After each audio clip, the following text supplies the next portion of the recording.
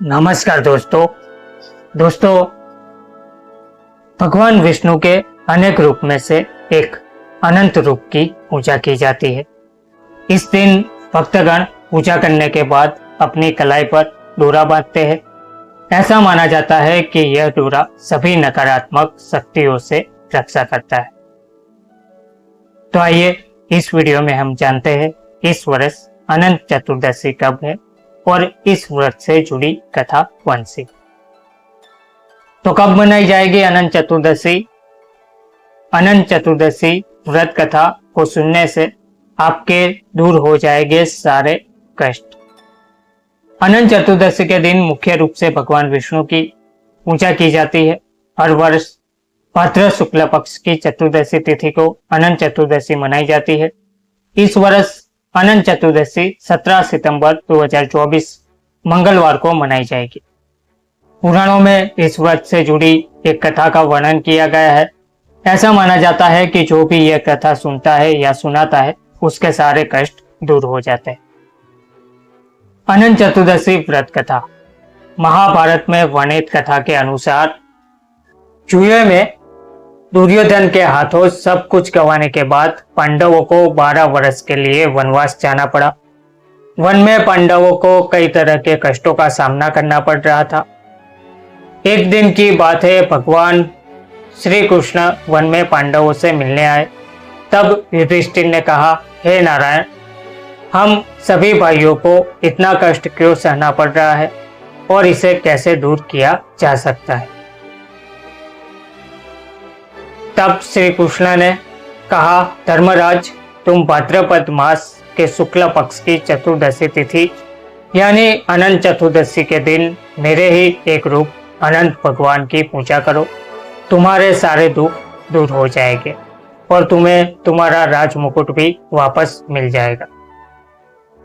फिर श्री कृष्ण ने पांडवों को अनंत चतुर्दशी व्रत की कथा सुनाई, जो इस प्रकार है। पौराणिक काल में सुमंत नामक एक ब्राह्मण हुआ करता था। उसकी पत्नी का नाम दीक्षा था। दीक्षा और सुमंत की सुशीला नाम की एक परम सुंदर पुत्री थी। कुछ सालों बाद सुशीला की माता दीक्षा की मृत्यु हो गई। माता की मृत्यु के बाद सुशीला दुखी रहने लगी। पत्नी की मृत्यु के बाद सुमंत ने यह सोचकर कर्कशा नाम की स्त्री से विवाह किया कि वह सुशीला का देखभाल अच्छे ढंग से करे। लेकिन कर्कशा पूरे दिन सुशीला से घर के काम करवाती और स्वयं आराम करती।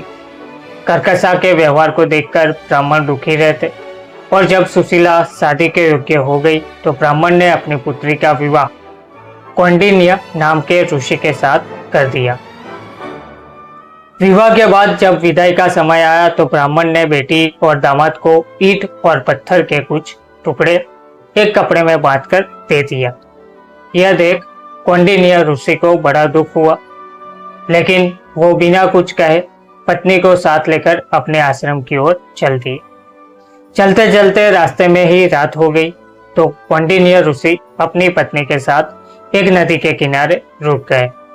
उसके बाद ऋषि नदी के किनारे बैठकर संध्या उपासना में लीन हो गए। तभी सुशीला ने देखा सैकड़ों महिलाएं नए वस्त्र धारण कर भगवान की पूजा कर रही है।